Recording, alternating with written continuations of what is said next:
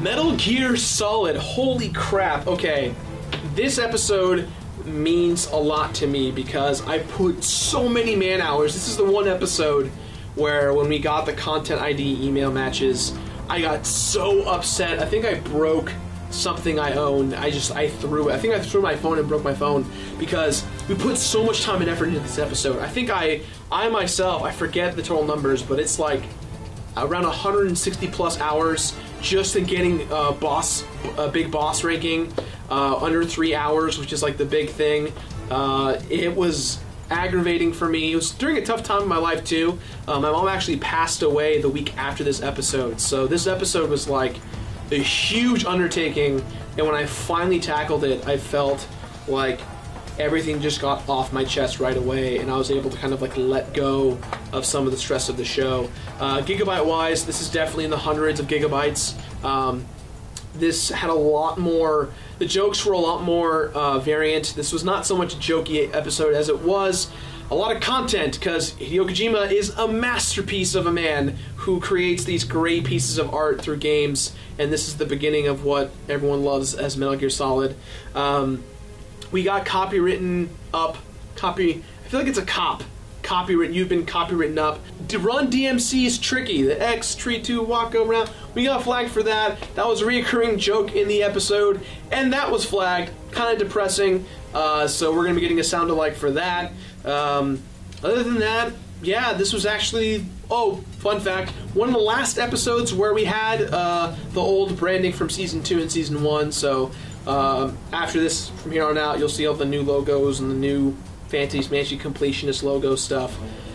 But yeah, guys, Metal Gear Solid, thank you all so much for being patient with us as I am on vacation. Yeah, we'll see you guys soon. I know that next week, we said we had a top 10 from Greg. That's not happening anymore.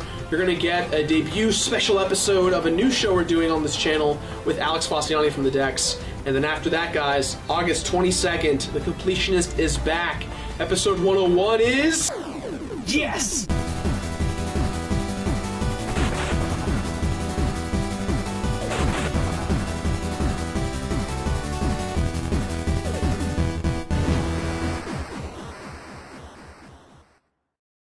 Metal Gear Solid, Sneak King without the burgers. Welcome to another episode of The Completionist. And today, guys, even though we've been gone for 1 week, we are back with a brand new episode on this game. Okay, what was that? I found you. You need to hide. You need to do a better job Greg, being we haven't stealthy. even started the review. Okay, you know what? Okay, I get it. You're still there. Okay, I'm still there. I'm gonna hide, okay? I'm gonna hide. I'm hiding! Come on! Damn it!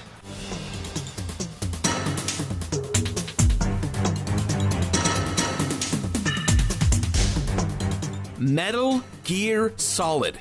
Metal Gear Solid is possibly one of the most requested games here on the show. So here it is. Time to do some sneaking around and tactical espionage. But Batman, I've had enough of Sneak King. I can't take it anymore. I don't want any more burgers. Whoa, Greg, hold on. Unlike Sneak King, this game is actually good. It's one of the most successful games to tackle real characters and arcs, themes, and thorough, unique gameplay. It sets the high bar in regards to games and their standards. Wow, sounds great. Coming from a guy who's never played a Metal Gear Solid game before. Come on, people. Are you with me? All right, calm down. You know, I can't have played every game out there, and you guys can tell I haven't played it because of the purple thumbnails. That's what that means?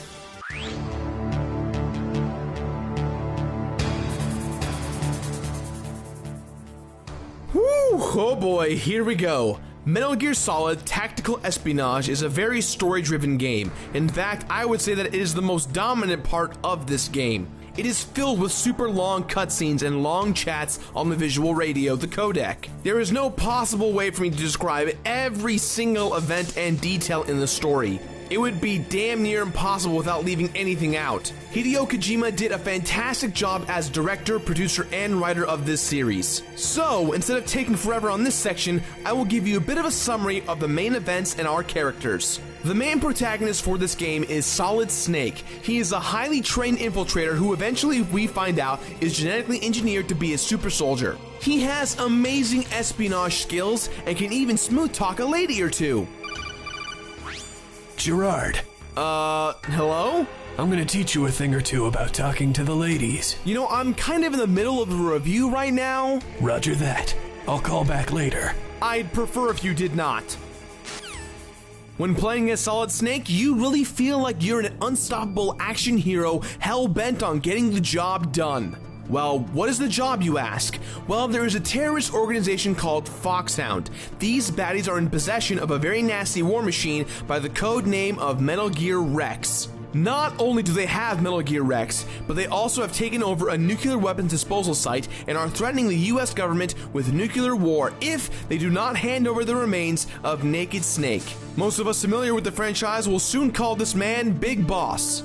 Naked Snake was the most super badass of all super soldiers, and they plan to clone the sucker. Foxhound didn't used to be a terrorist organization. Held by Liquid, Foxhound has some pretty mean characters for its team. There's Revolver Ocelot, Sniper Wolf, and Vulcan Raven. These four definitely bring the thunder, but that does not mean Snake is alone. Snake has a wonderful cast of friends helping him on his journey.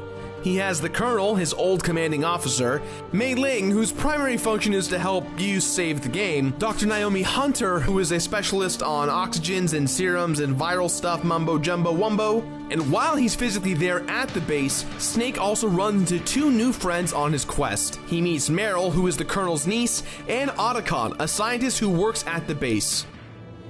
Throughout the story, you go through all sorts of backstabbing, treachery, and some badass action scenes. This is a classic storyline that has inspired many gamers and developers over the years. It really is one of those must-plays. That being said, play this game through yourselves on your own to get the entire story. It's definitely worth the adventure. And it would be a disservice if I tried to explain any more than this. Who needs to go out into the public to watch movies when you could just sit at home and watch this one for 16 hours?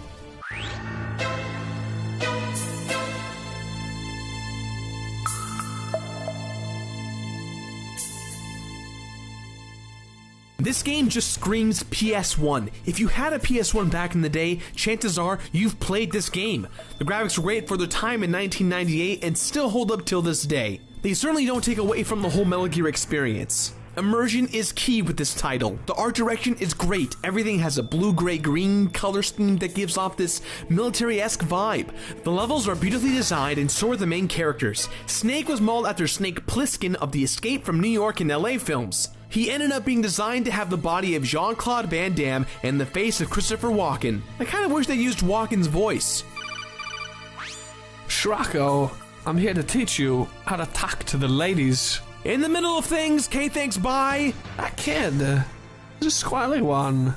The story is told through cutscenes and through a radio called the codec. If there's one thing to be said about this game, it's that it's very cinematic. It plays out like a movie, and many other games try to replicate what Metal Gear Solid did so well. One game that could arguably follow this trend would be Resident Evil 4. The codec system gave us amazing voice acting from now video game legend David Hayter, among others. In my opinion, Metal Gear Solid set the bar for cinematic storytelling within video games.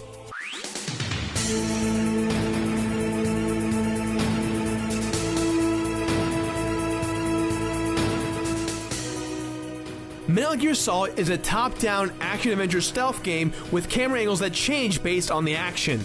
These camera angles usually add to the game's cinematic quality, but sometimes it can add a little bit of frustration like many fixed camera angles do. You also get to use first person to look around as well. The best part about Metal Gear is deciding your playstyle. Shall you sneak around town, snap necks, and quietly move throughout the Alaskan facility? Or shall you go guns a-blazing, punching and kicking, no fucks is given? It's up to you. You control Solid Snake as you sneak around from area to area while collecting information, items, weapons, while talking to all the unique and well-written characters. With that said, the controls are my least favorite part. They feel pretty clunky and dated. Solid Snake sometimes feels a little too sluggish to be this super soldier he's supposed to be. Ugh. Who is it this time? Gerard, you may say that my controls are sluggish. Yeah? But your dating life is even more sluggish.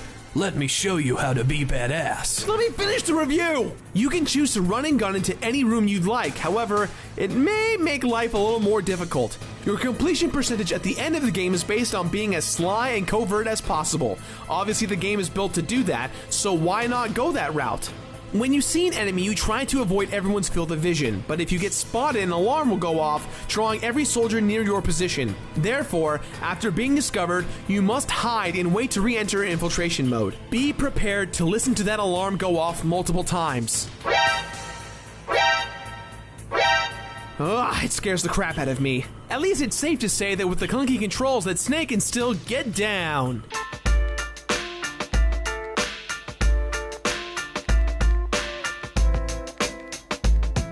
There are a few ways to avoid detection. You can hide under things, behind things, and even the infamous box technique. You can also distract enemies by making noises. However, the most effective tool by far is the radar. It shows you where the enemies are and exactly where their field of vision is. But don't you dare get used to it, because if you're going to be a completionist, it goes away in both hard and extreme mode. As I said earlier, the story is driven by the codec. Many people chime in and out throughout the entirety of the game. You can also give people a ring if you need to find out what to do next. Pay attention to what each person says, because if you don't, you could find yourself being stuck multiple times. Sometimes when you get stuck in a game, a character will allude that you must do something to find out a certain codec number. Luckily, after you find the code, you can quickly select it whenever you'd like. The AI is top-notch, for the most part. Sneaking around the base is one of the most fun and frustrating things at the same time. Some moments you'll feel perfectly safe hiding, others, bam, you'll get caught right away. And the AI is really designed to leave you no wriggle room for error. You gotta be on your toes at all times. However, sometimes the AI can be a bit oblivious. Check out these three gentlemen right here.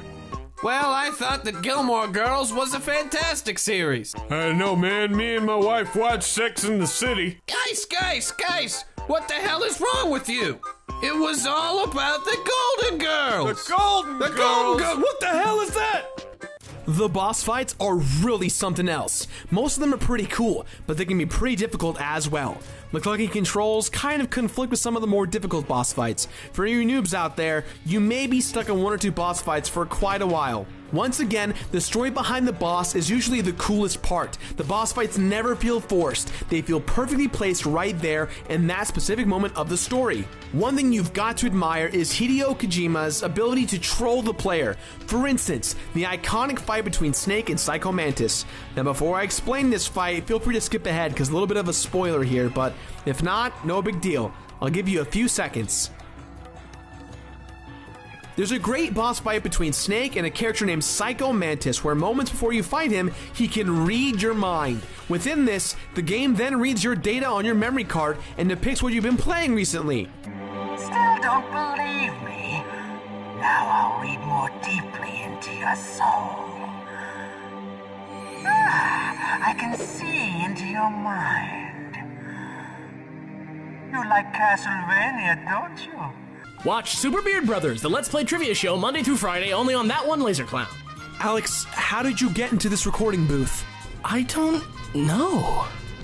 When the fight goes underway, you'll realize too that it's impossible to tell what he's going to do next. Why? Because he's following you to the T. The boss seems impossible. That is until, of course, you get a call from the Colonel, who breaks the fourth wall, to tell you to plug the controller into the second port. At this point, you can now fight Psycho Mantis with ease. Not to mention, throughout the fight, the screen will go black with the text Hideo mimicking the video screen. Troll Kojima is a fun Kojima! There's an extra mode on the main menu of the game labeled VR missions. These are virtual reality missions to help you train for the game. These can be informative but quite tough as they start adding time limits and special stipulations for you to win. Luckily for us, there's only 10 per category, so it's not that bad. The other downside is that there's not really a bonus for really beating them, just bragging rights. Nope, I'm gone, no more, Snake, no more.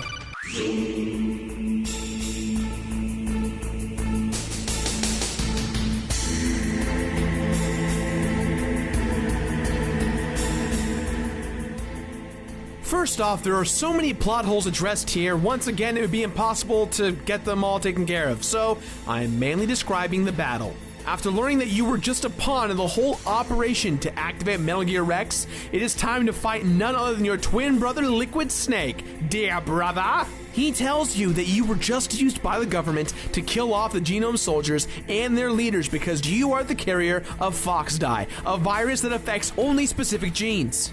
Time to hash out some sibling rivalry, because apparently Liquid's got some daddy issues and says that you were the favorite. Boo-hoo, let's fight! The first fight involves Liquid jumping inside of Rex and he starts attacking you. You have to dodge some rockets, lasers, machine guns while destroying his radar. At the last second, your old reanimated buddy Gray Fox lends a hand and shoots the radar off for the final time. Liquid then kills Fox and you fight Rex once again, this time shooting the cockpit.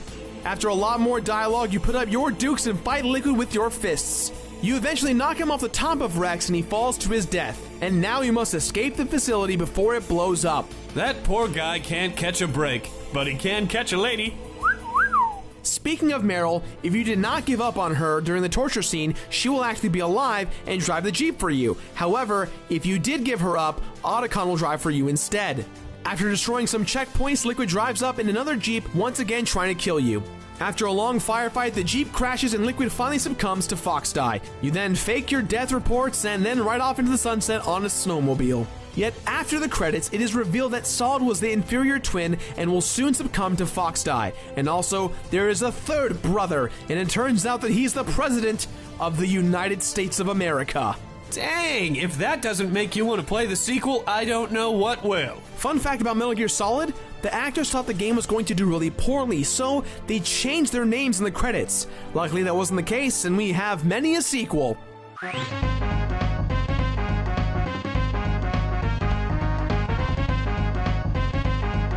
So we have a few cool things to get here. The easiest one is if you choose to save Meryl, you'll get a headband that gives you unlimited ammo. You also get a different ending cutscene. Hooray! You ride off with Otacon if you don't save her, and you will be awarded the stealth suit, which basically makes you invisible. Then if you beat the game twice, on the third playthrough you'll get my favorite, the James Bond tuxedo.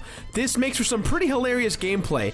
Gray Fox's colors have also been switched and he looks a little more like Spider-Man. Now there's something that will literally haunt your dreams as it has mine. Mind you, I'm not the best Metal Gear Solid player. However, a big challenge amongst the Metal Gear Solid community is, can you get the infamous Big Boss ranking on Extreme Mode without the use of any items? In order to get the Big Boss ranking, you need to beat the game on Expert Mode with the use of 1 to 0 rations, less than 25 enemies killed, no continues or deaths, get spotted no more than 4 times, and beat the game in under 3 hours without the use of any bonus items. Did I also mention there's no radar? Holy crap, Gerard, there's no way that you're gonna... After 20 consecutive tries, I conquered my goal of this Big Boss mode, and no bonuses for doing this, just an insane amount of bragging rights and big brass balls. Well, I guess it did kill you on the inside, just not on the outside. Thank you. Friendship.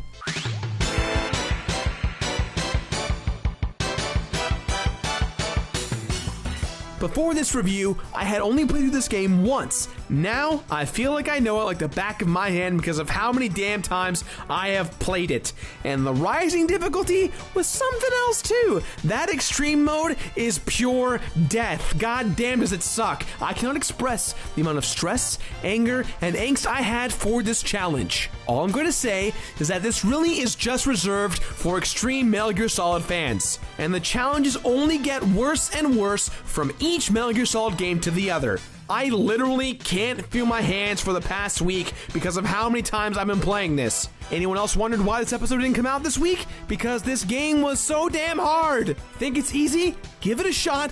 Get back to me. Let me know how you did. No game saves, America.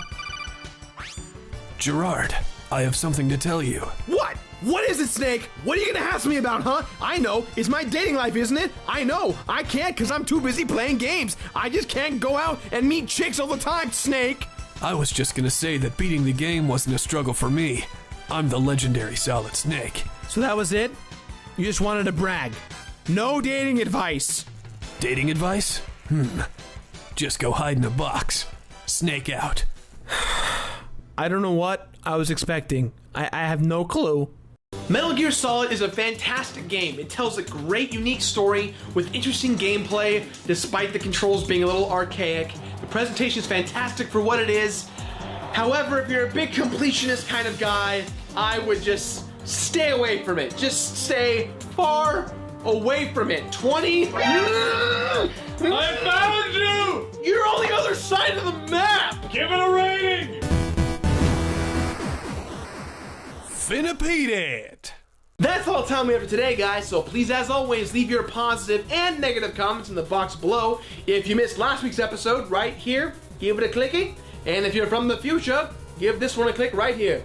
And as always, if you enjoyed the video, give it a like, a favorite, share with your friends. And if you want some more Completionist Brothers style content, Beard Bros, right here. Because unlike Metal Gear Solid, you want this channel to be discovered, right? I'm gonna murder you. You want it to go. You go, Rick!